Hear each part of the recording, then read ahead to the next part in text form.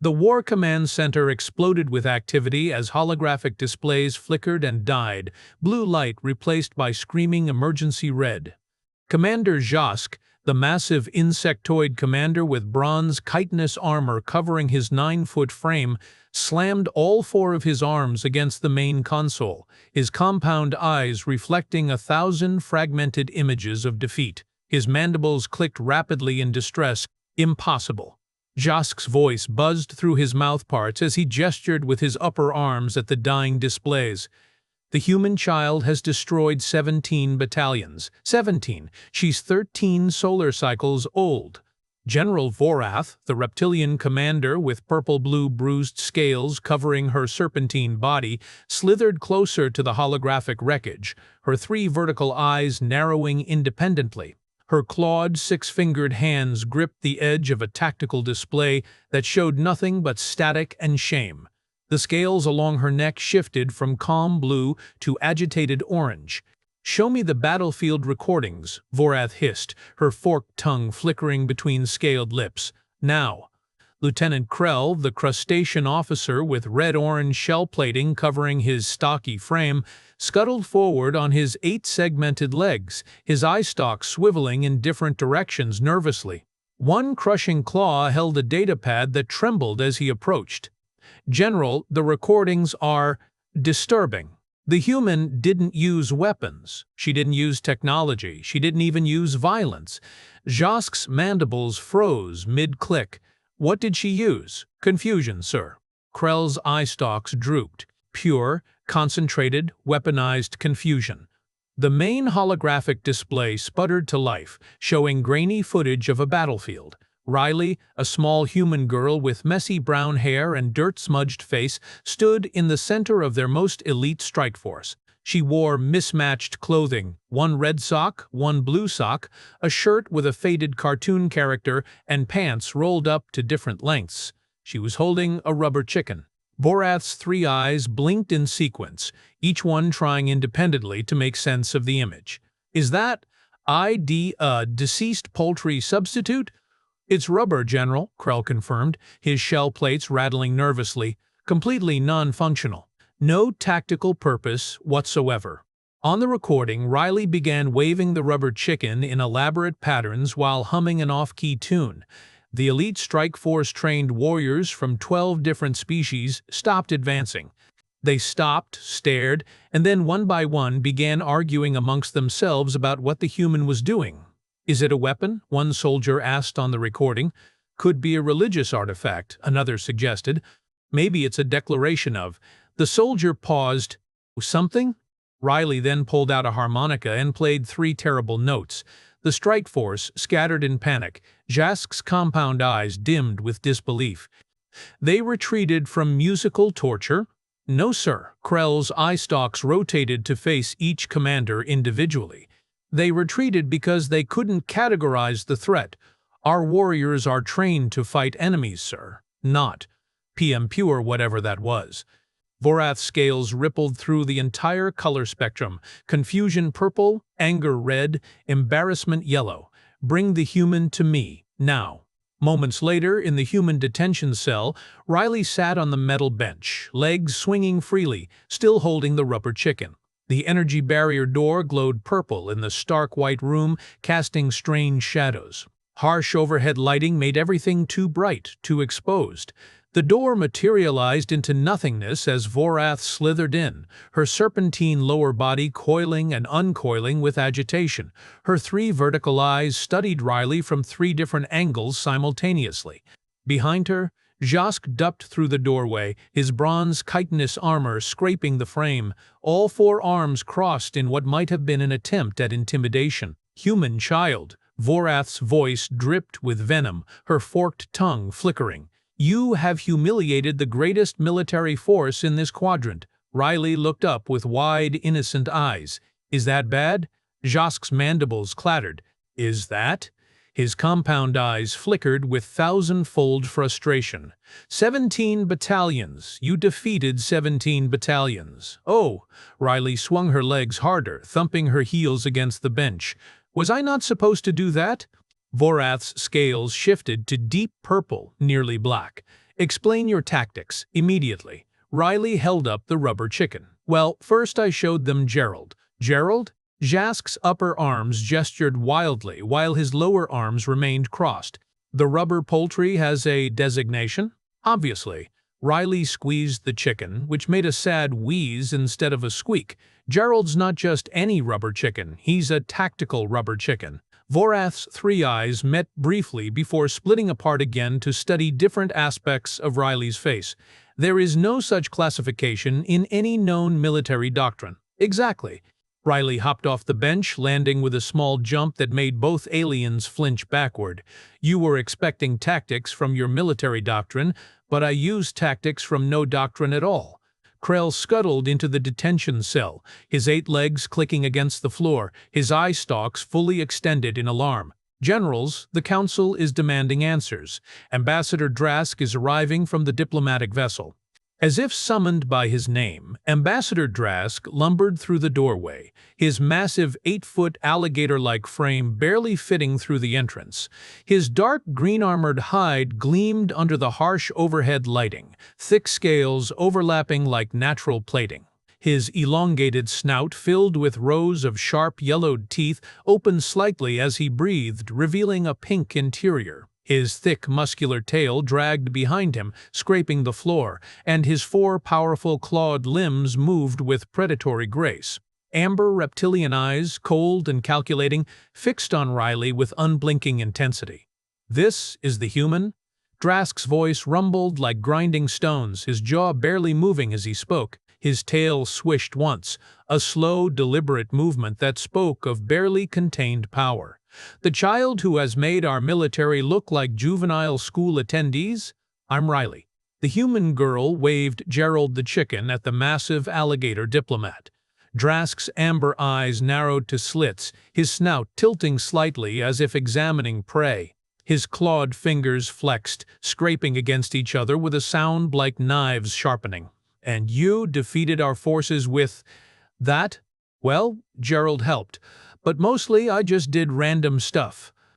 Riley demonstrated by spinning in a circle 3 times, stopping abruptly and pointing at Jask. "Like that? Didn't expect it, did you?" Jask's mandibles locked completely, frozen in incomprehension. Vorath's scales rippled through confused purple to analytical green. "Random actions cannot constitute viable tactics." "Sure they can." Riley bounced on her heels, her mismatched socks flashing. "See, you guys have all these fancy battle strategies. You train for every scenario. You have contingency plans for contingency plans." She pulled a banana from her pocket, where had she even gotten a banana, and began eating it. "But you never train for someone who doesn't know the rules." "That is not," Vorath started, but Riley cut her off by throwing the banana peel onto the floor. "Oops," Riley said, not looking sorry at all. Krell's eye stalks swiveled to stare at the banana peel. "Is that a trap?" "No, I just dropped it," Riley smiled. "Or did I?" All 4 aliens took a step back from the banana peel. Drask's tail swept protectively in front of his clawed feet, his amber eyes darting between the peel and Riley. "This is absurd," Drask growled, his thick tail thumping against the floor. "Your actions have no logical foundation." "That's the point." Riley pulled out a yo-yo from another pocket and began playing with it, the string tangling immediately. "Your soldiers kept trying to figure out what I was doing. They tried to find patterns. They analyzed Gerald's movements for hidden meanings. They debated whether my humming was a psychic attack." The yo-yo clattered to the floor. Riley left it there. "While they were thinking, I just kept doing more weird stuff. Eventually, they got so confused they retreated to reassess the situation." Jask's compound eyes dimmed and brightened rapidly. "You weaponized." "Uncertainty, I guess?" Riley shrugged. "I mostly just had fun." Vorath's 3 eyes narrowed simultaneously, her scales shifting to calculating teal. "Demonstrate. Show us one of your tactics." Riley picked up Gerald the chicken, walked to the corner of the detention cell, and stood facing the wall. She didn't move. She just stood there, holding the chicken, facing the white wall while harsh overhead lighting cast her shadow. 30 seconds passed. Jask's mandibles clicked nervously. What is she doing? Unknown, Vorath whispered, her serpentine body coiling defensively. Is it a meditation technique? A threat display? Krell's eye stalks extended fully, his crushing claws raised. Should we stop her?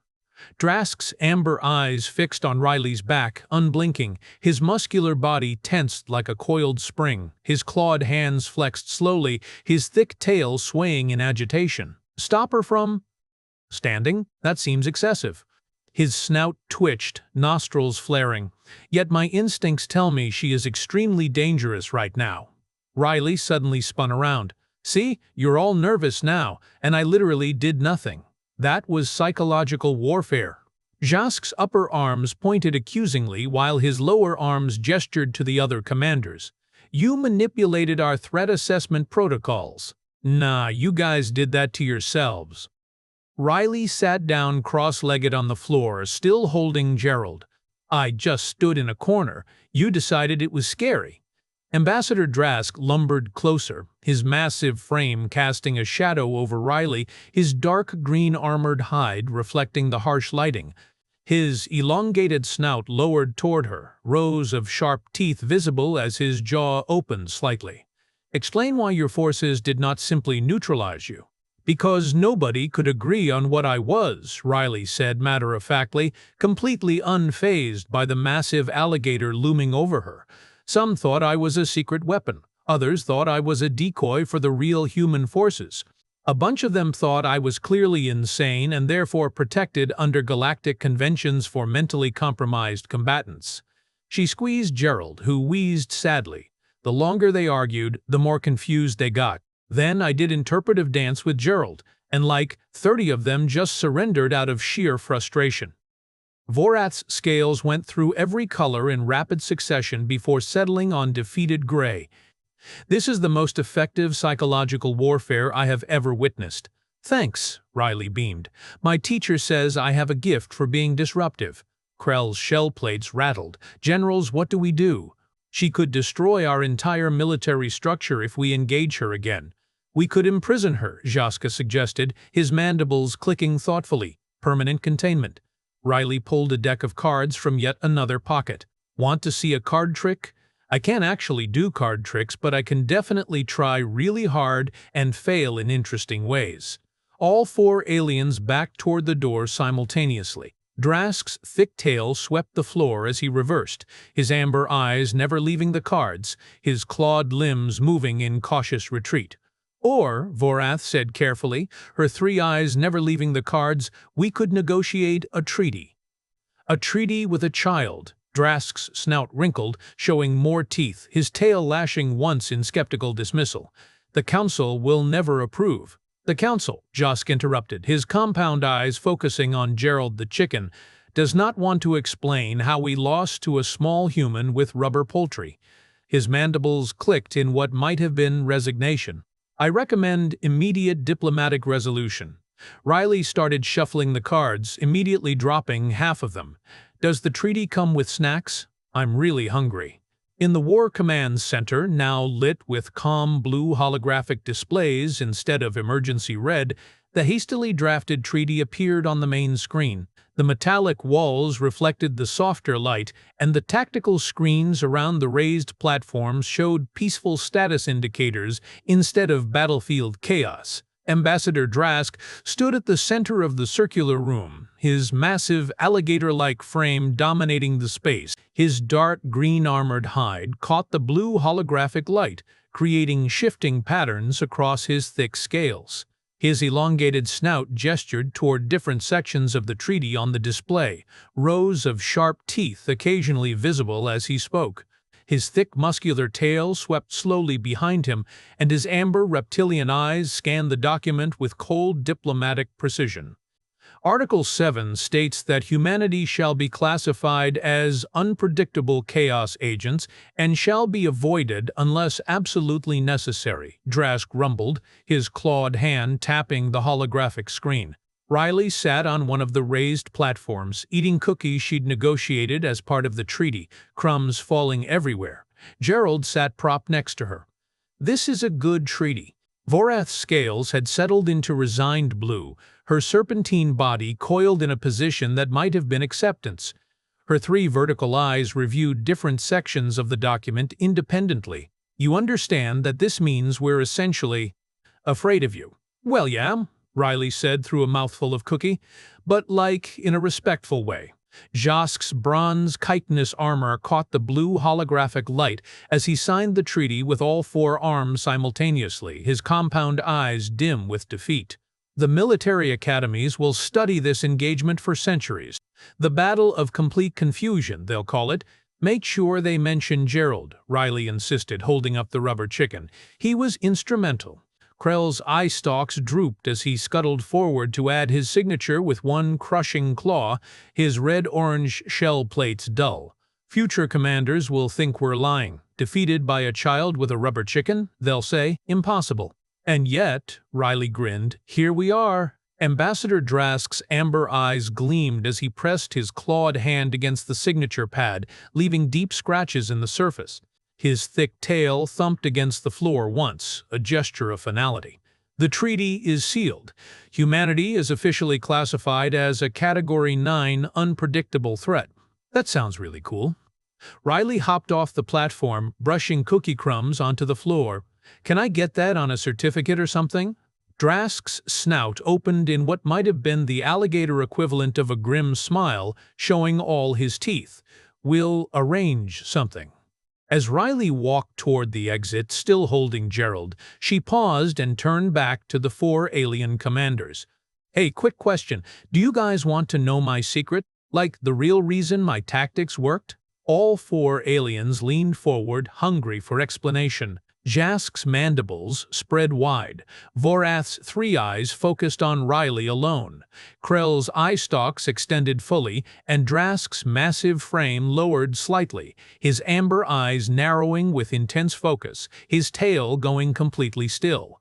Riley smiled. "I'm 8 years old. I don't actually have tactics. I was just being 8.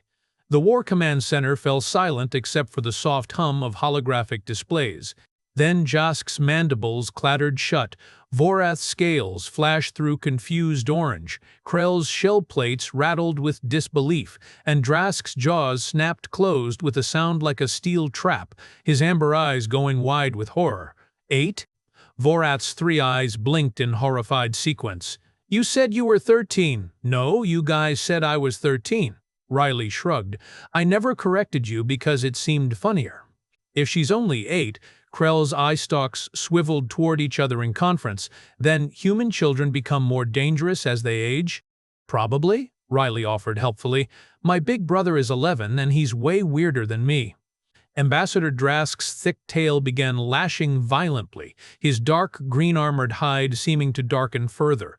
His clawed hands gripped the edge of a console, leaving deep gouges. His elongated snout tilted back, showing the full expanse of razor-sharp teeth in what could only be described as existential dread. "Generals, I recommend we expand the treaty to include a complete no-contact policy with human juveniles of all ages." "Agreed," Jask and Vorath said in perfect unison, their voices overlapping. Riley walked through the door, waving Gerald as she left. "Thanks for the cookies, this was fun." After she disappeared, the four commanders stood in the blue-lit War Command Center, staring at each other in shared trauma. Finally, Krell spoke, his eye stalks drooping. "Should we warn the other military fleets?" "Yes," Vorath hissed, her scales settling into exhausted gray. "Tell them that if they encounter a human child doing anything even remotely illogical, they are to surrender immediately." Jask's compound eyes flickered with tired defeat, his forearms hanging limply. The galaxy's most advanced military coalition, defeated by an 8-year-old with a rubber chicken named Gerald. Ambassador Drask lumbered toward the exit, his massive, alligator-like frame moving slowly, his thick tail dragging behind him. His amber eyes had dulled to a tired bronze color. "I need to file approximately 90 diplomatic reports, and then I need to schedule therapy sessions for this entire command staff." "Make it group therapy," Krell suggested, his crushing claws drooping. "We're going to need each other for this." As the holographic displays showed Riley's transport leaving their fleet heading back toward Earth, one final transmission came through her communication channel. The words appeared on the main screen in the War Command Center. Gerald says, "Bye!" General Vorath's three eyes closed slowly, one at a time. Commander Josk's mandibles went completely still. Lieutenant Krell's eye stalks retracted fully into his shell. Ambassador Drask's massive jaws clamped shut, his amber eyes squeezing closed, and his thick muscular tail went completely limp, dragging on the floor like a defeated serpent. Somewhere in the distance, 17 battalions of the galaxy's finest warriors tried to explain to their families why they'd been defeated by a small human, a rubber chicken, and the complete absence of logic. The treaty stood. Humanity remained uncontacted.